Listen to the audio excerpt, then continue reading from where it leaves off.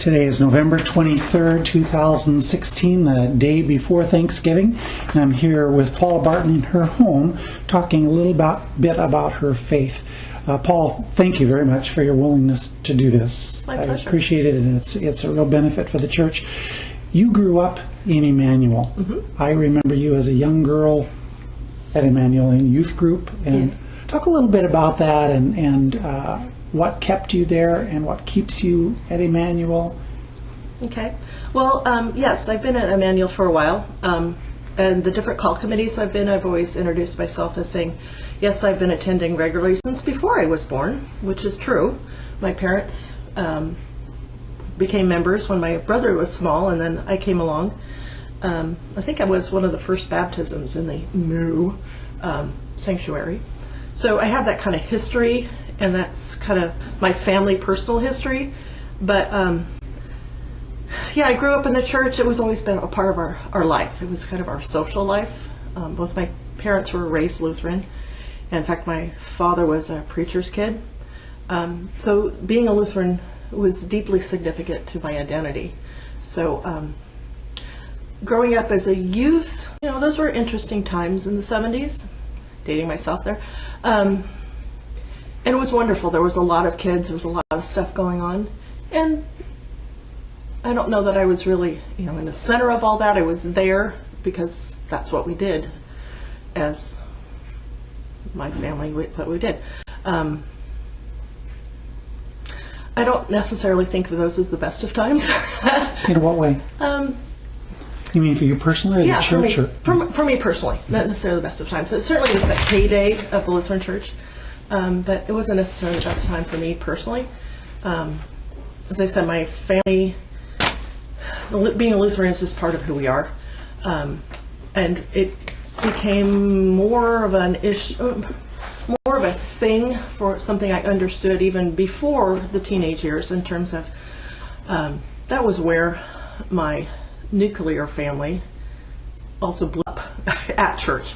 So when my little nuclear family stopped being my support system, my church family ended up being my support system. And not necessarily my church family, but I knew God then, even like at 10. I knew that no matter what was going on, it was going to be okay. Just, staying right with God was the thing. And that's kind of been the arc of my life, I think, through all the ebbs and flows. Just like, okay, crap happens, but we'll get through it. And, and the liturgy, I think, is part of what helps me remember. Was the church, did you find it to be a source of strength for you during that time? It was my anchor. A struggle? Yeah, it was my anchor.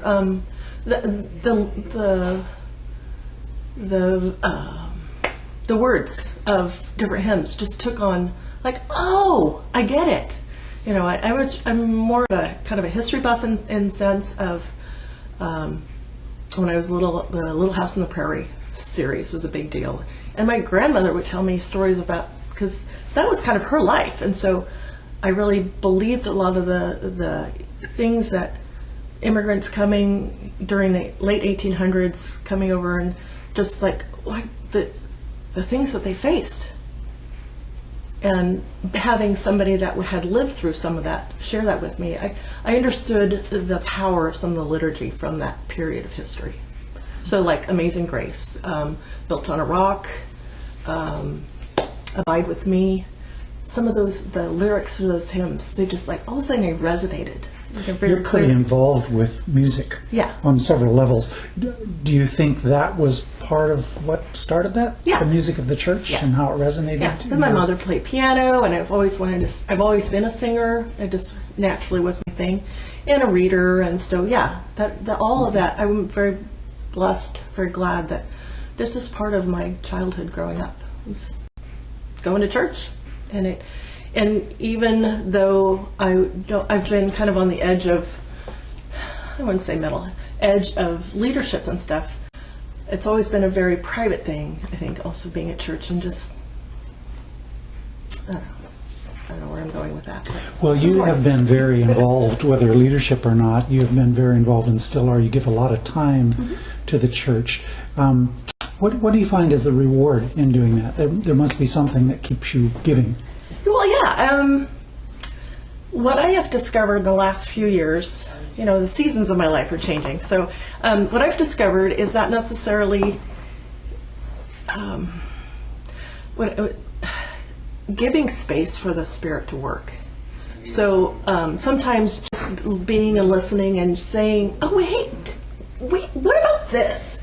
And then a conversation starts. And the next thing I know, this is happening, and I see a bloom happening within a relationship, within just a circle of people. So I feel kind of like that's my thing, is just listening and sparking. That's what keeps me going. Yeah.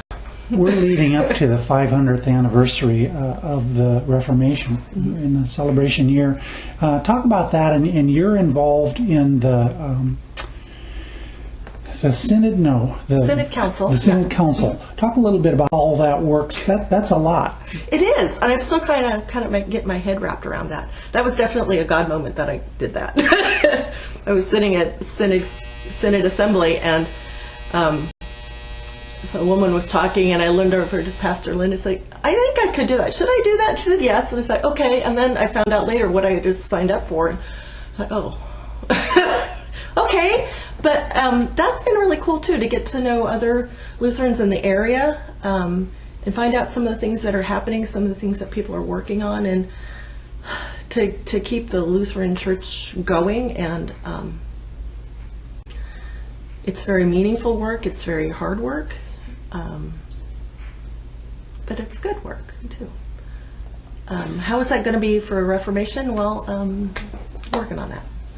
Yeah. It's unfolding. It is. It's a work in progress. And I think the last 500 years has been kind of a work in progress. So just continuing. A little bit more in the public eye. Paula, I have one last question for you, I think.